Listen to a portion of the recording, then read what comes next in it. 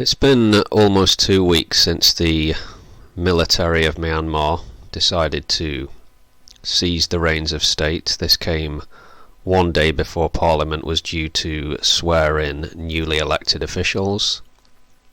Aung San Suu Kyi, leader of the National League for Democracy, is in custody, as are many other elected officials. The excuse for these actions is that the 2020 general election held in November was somehow fraudulent, so the military puts itself in charge for a year, state of emergency. Then fresh elections are going to be held, supposedly.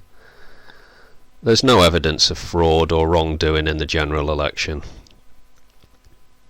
Aung San Suu Kyi, she isn't a fresh face in the politics of Myanmar. I keep wanting to say Burma. Anyway, a little history. This country gained its freedom from British imperial rule in the late 1940s. It was never a stable nation. The military becomes more involved with upholding or protecting the weak civilian government until there's a coup in 1962, putting the armed forces firmly in control. More than a quarter century of military rule follows. Then 1988, important year. Lots of unrest. The old military dictator steps down and a small group of higher-ups jump in his place. Aung San Suu Kyi, she's becoming a face in the pro-democracy movement around this time. Elections take place in 1990. The people in power are working on the assumption that they are loved. They have the people firmly behind them. After years of economic fuck-ups and repression, I don't know, why would they think this? Maybe they were out of touch with what was going on in the country. Anyway, the National League for Democracy wins in a big old landslide. And the military say, nah, fuck democracy, we're still in charge. And young Aung San Suu Kyi was put under house arrest for more than 20 years. I think it was around 10 years ago that major reforms started happening with the goal of moving towards civilian rule and moving towards democratic norms and standards in society and government. But even so,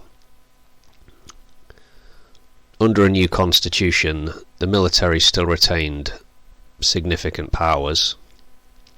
25% of parliament was appointed by the Tamadao. Apparently, this wasn't good enough. So the armed forces in Myanmar have for a long time been well known to the UN and various groups for its violence against ethnic minorities in the country. Some of this has been well documented in recent years. What has the reaction to the military coup been like? Well,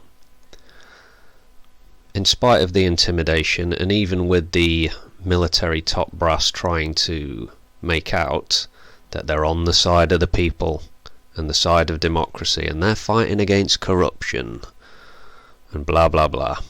Yeah, no.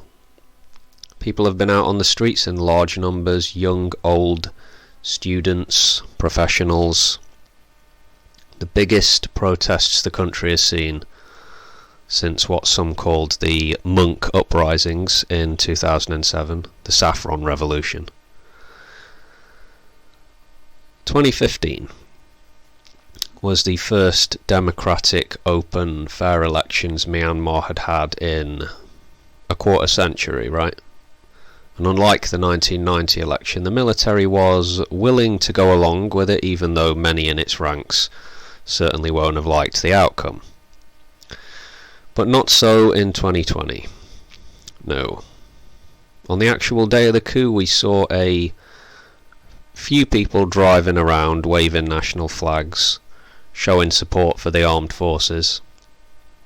They have been completely dwarfed by the pro-democracy protests in various major cities. This is a country of roughly 55 million people. So, what's the worst case scenario for the military dictatorship? I've been thinking.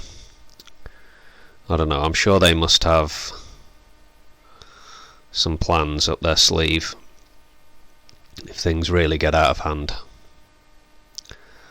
Private sector workers are out on the streets and they've been calling on civil servants to down tools, so to speak, and come out and join them.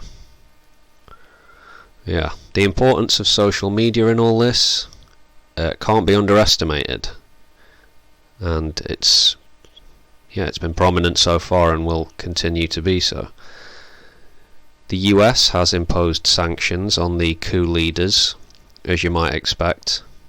China has reacted as I kind of expected they would. Mass protests just yesterday were apparently the biggest gatherings thus far, despite the government putting a ban on mass gatherings. And even though protests have been mostly peaceful, there are credible reports of live ammunition being used by the police against protesters. Anyway, we're going to see how this develops in the days and weeks ahead. I'll be keeping an eye on it. Take care anyway, folks. See you next time. Peace.